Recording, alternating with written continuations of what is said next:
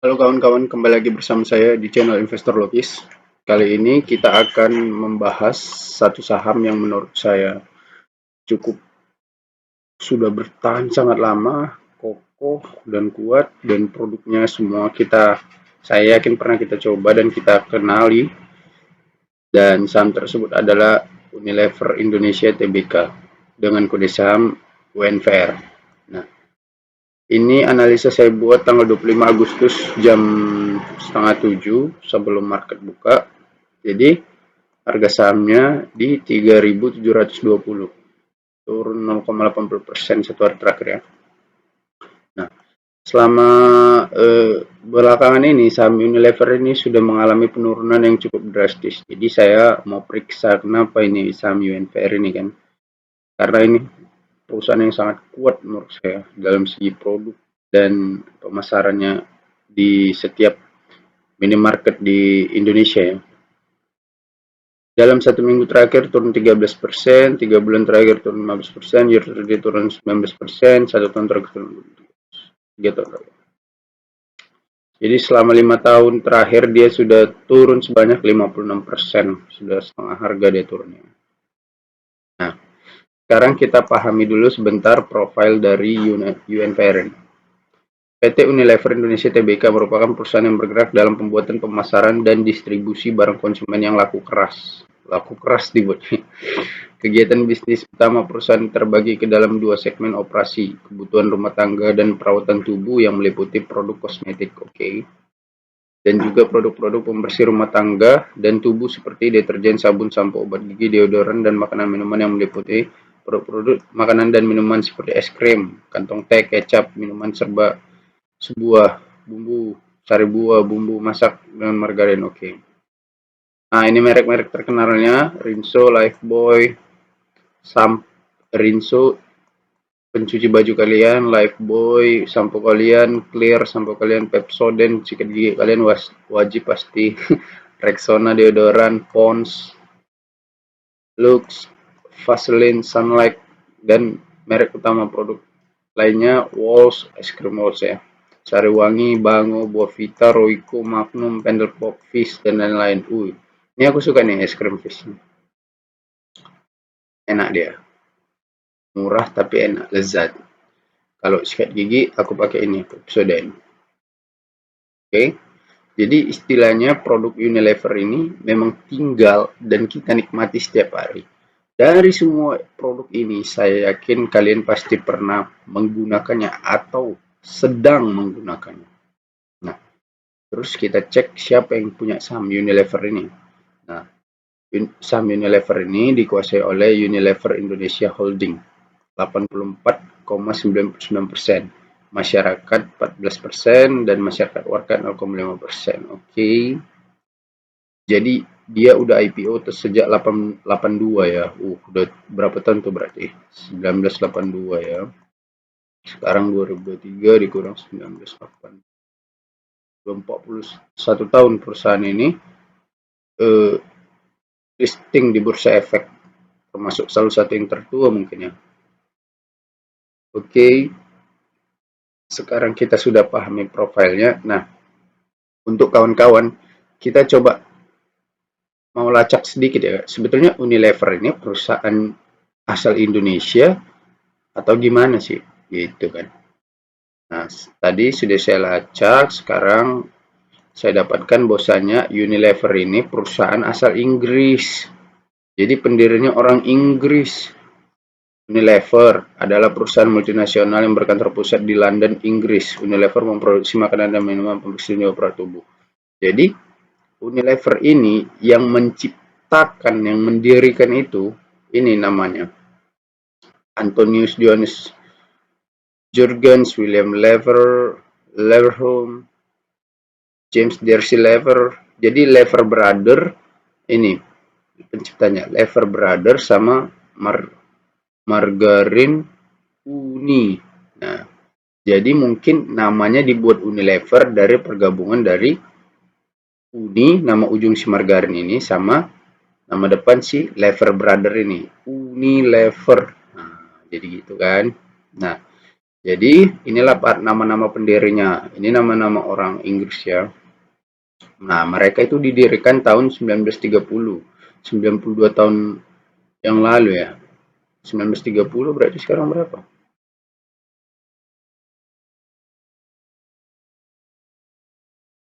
93 tahun deh.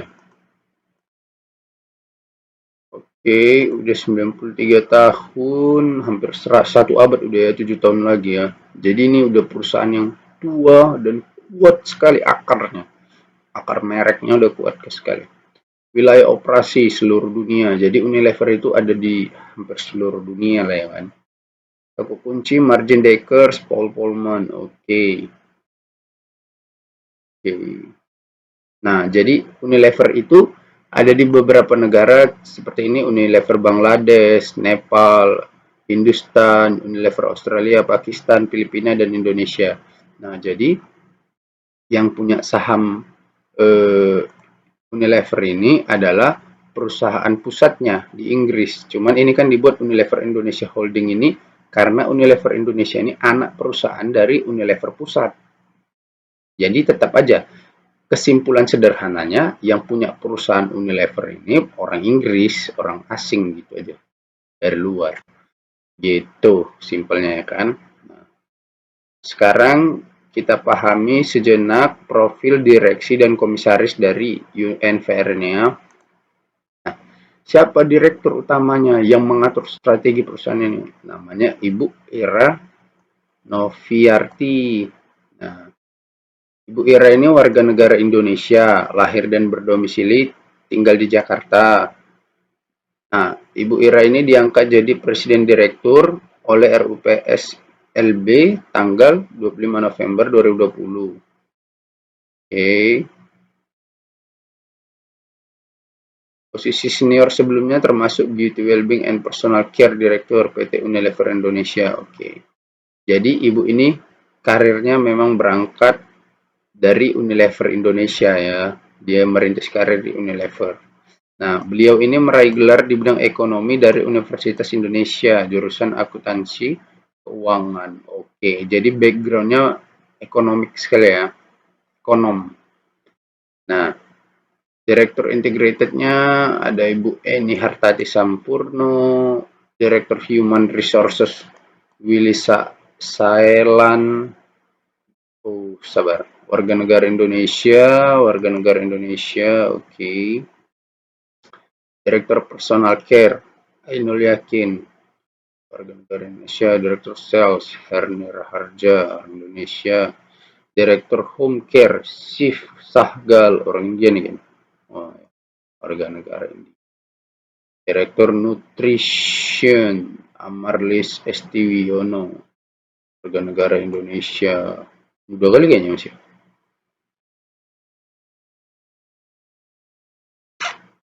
Direktur Ice Cream Anindya Garini Hira, warga negara Indonesia.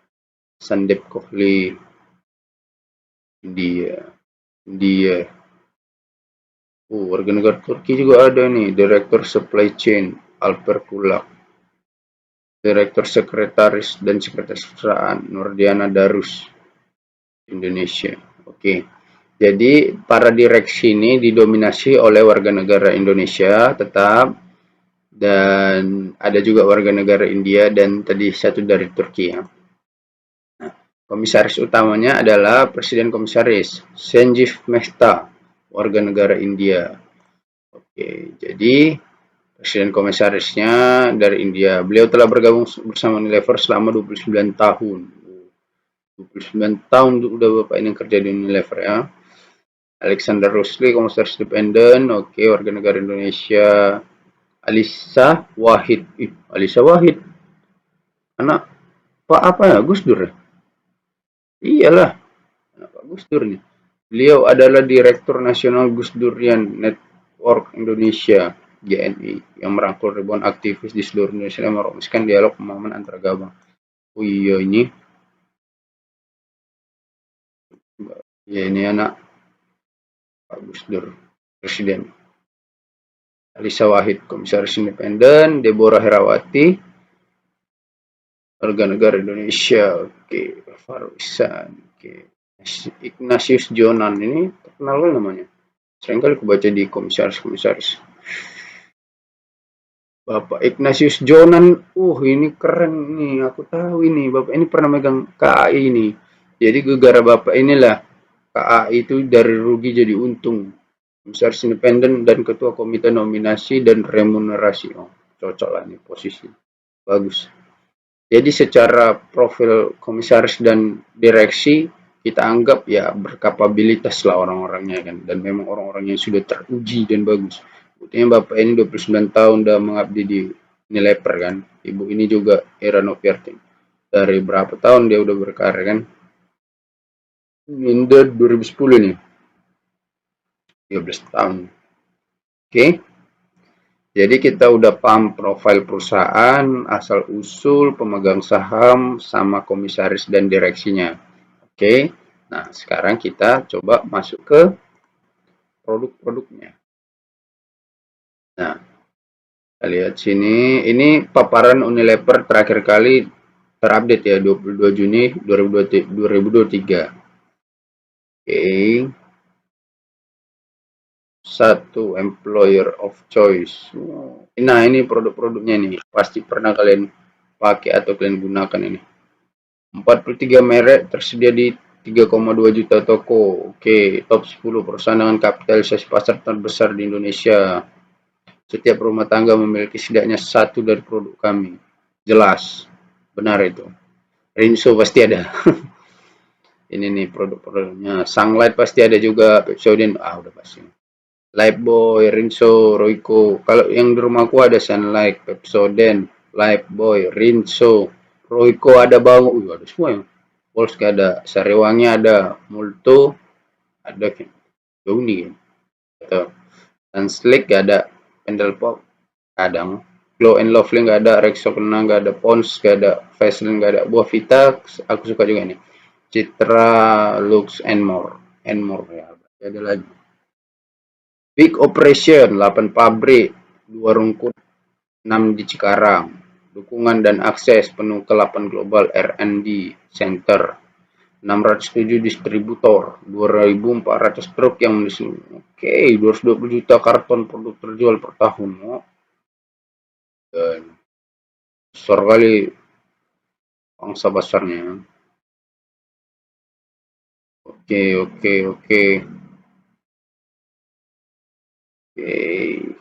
Berarti dari segi produk, dari segi profile, dari segi manajemen udah kita okekan lah ya Unilever ini.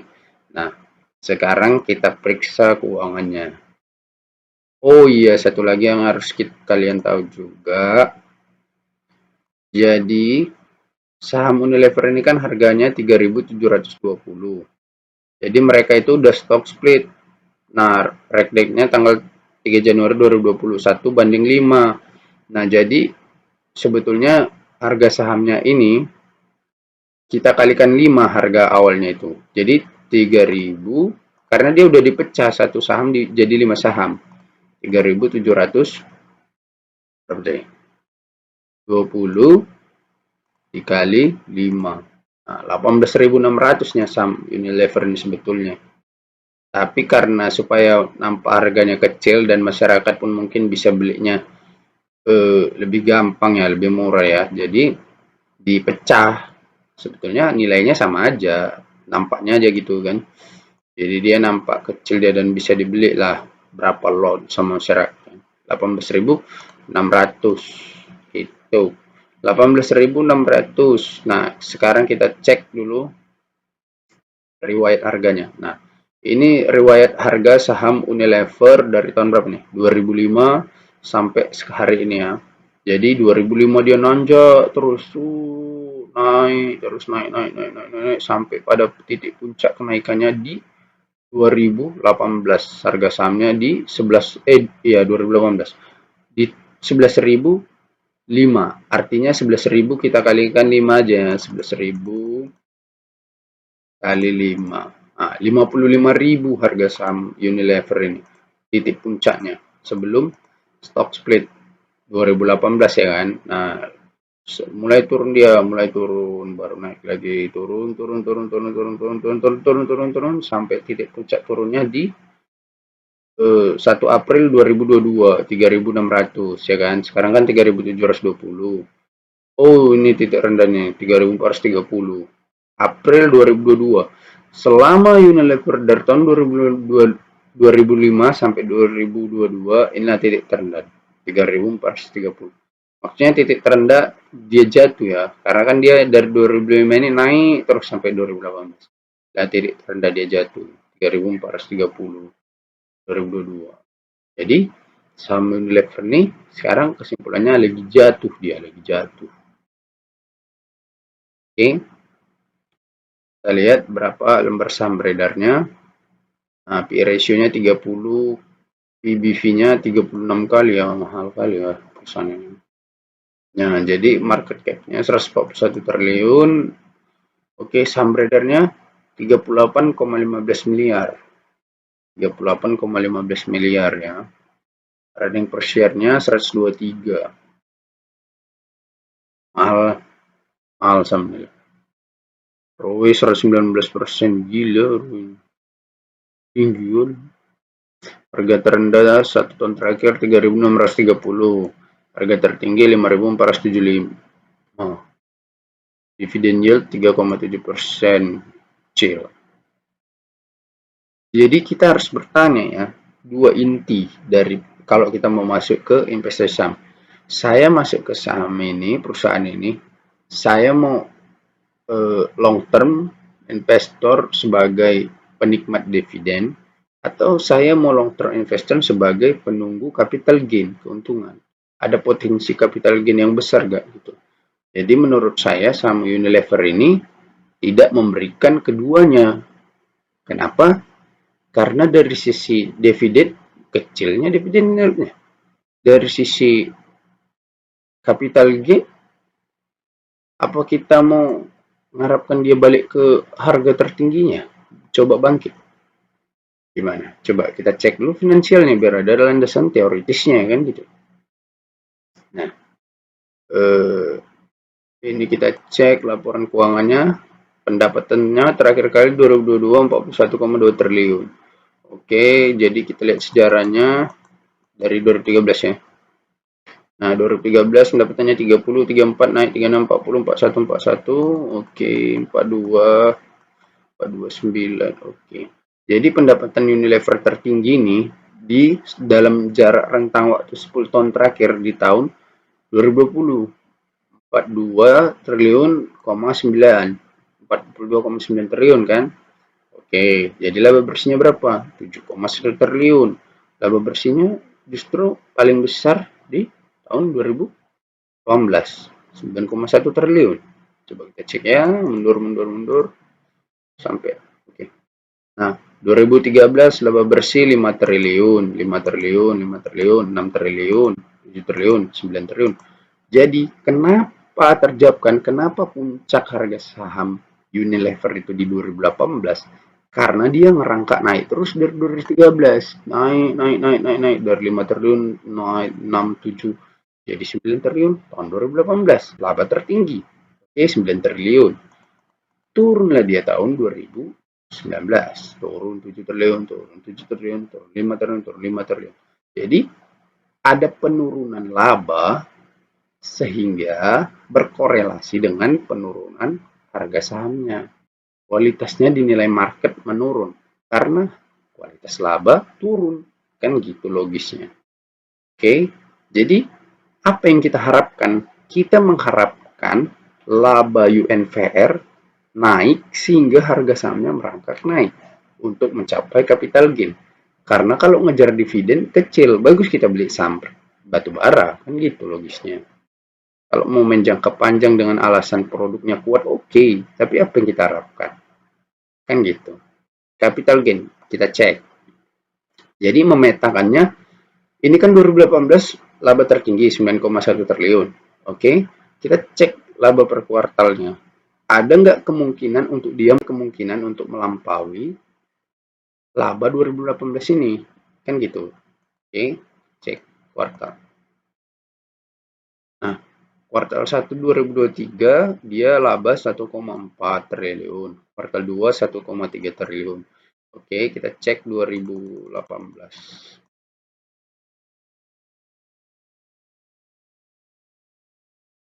Nah, inilah laba kuartal 1 2018, kuartal 2, kuartal 3, kuartal 4. Oke. Jadi kuartal 1 dia untung 1,8 triliun. Polanya ya, ingat ya, 1,8 triliun. 1,6, 3,7 meledak di kuartal 3, 3,7 triliun. 1,8. Artinya dia di rentan terbawah itu 1,6 triliun. Oke. 1,6, 1,8, 1,8, 3,7. Nah, sekarang kita cek kuartalnya 2023. Nah, ya 1,4, 1,3. Apakah kuartal 3 akan mengalami lonjakan yang begitu drastis di atas 3,7 triliun? Atau kuartal 4? Saya nggak tahu. Tapi menurut saya kemungkinan besar belum ya. Karena masih tertekan memang mereka dari sisi penjualan. Oke, gitu menurut saya. Nah, jadi apakah laba 2023 dari UNPR bakal melampaui 2018 9,1 triliun? Menurut saya agak sedikit skeptis untuk hal itu. Tapi ya tunggu aja, kalau mau main jangka panjang ya bisa aja sih di UNPR ini untuk mengharapkan dia labanya tembus di atas 9,1 triliun, mungkin jadi 10 triliun atau gimana kan. Tapi ya sabarlah nunggunya. Nah, kesabaran itu apakah dapat underlying yang jelas? Ya jelas, karena produknya memang dibutuhkan dan dipakai oleh semua masyarakat di Indonesia. Begitu. Jadi itu tergantung strategi perusahaan aja. Kalau penjualannya ningkat, laba bersihnya ningkat, ya udah. Kan gitu. Labanya pasti nembus. Kita lihat secara balance sheet yang terbaru kuartal 2 2023 neracanya aset lancar 9,5 triliun, aset tidak lancar 10 triliun, total aset 19 triliun, liabilitas 16 triliun, ekuitas 3,9. Jadi ini juga salah satu market yang buat males sama saham UNPR ini. Utangnya naik nih dari 14 triliun jadi 16 triliun ya kan. Padahal dari 2002 berapa ini turun dia ada riwayat. Cuma naik lagi di kuartal 2 ini. Ekuitas 3,9 triliun, saham beredar 3,8 miliar. Oke, coba kita cek ya berapa harga wajar dari UNVR terbaru. 3936. Ya kan, 3,9 dibagi 38 miliar saham beredar. Oke. 103 harga wajarnya cuma. Jadi 103 berapa ini? Harga SAR-nya 3.720. Berarti 37 kali PE ratio-nya. 36 kali. 3.700. Jadi 36 kali PE ratio-nya. Artinya 26 tahun balik modal gitu. Bisa juga kita ya kan. Aduh, kacau. Ya, nggak masalah sih ada potensi untuk naik. Asalkan labanya di atas 9 triliun. Itu tadi kuncinya. Kalau mengharapkan dividen, kecil dividen yieldnya kan. Nah, jadi riwayat dividen mereka 2 kali bagi dividen setiap tahunnya. Mereka konsisten. 9, 10, 11, 12, 13, terus sampai 2022. Nah, Juli 2023 pertama kali bagi dividen tahun 2023. Nah, ini mereka mau RUPS nih tanggal 30. Nah, secara track record dividen kedua itu biasanya di bulan November atau enggak Desember. Ya udah, tunggu aja kalau mau, siapa tahu RUPS ini bilangkan pembagian dividen itu mana, atau dividennya tiba-tiba besar kan nggak tahu gitu. Untuk yang pegang saham UNVR menurut saya ya hold aja lah. Atau yang mau masuk menurut saya terserah kalian lah. Kalau saya enggak. Tapi itulah analisanya dari saya gitu kan. Biar ada pegangan dasar yang jelas, karena kalau mau main jangka panjang ya nggak ada ketakutan sih. Karena produknya memang kuat gitu. Marketnya udah ada dan marketnya ya besar. Penjualannya jelas. Masalahnya strateginya aja nih sekarang. Ada nggak strategi baru yang dibuat manajemen gitu sehingga pendapatan besar, biaya penjualan kecil sehingga laba meningkat gitu.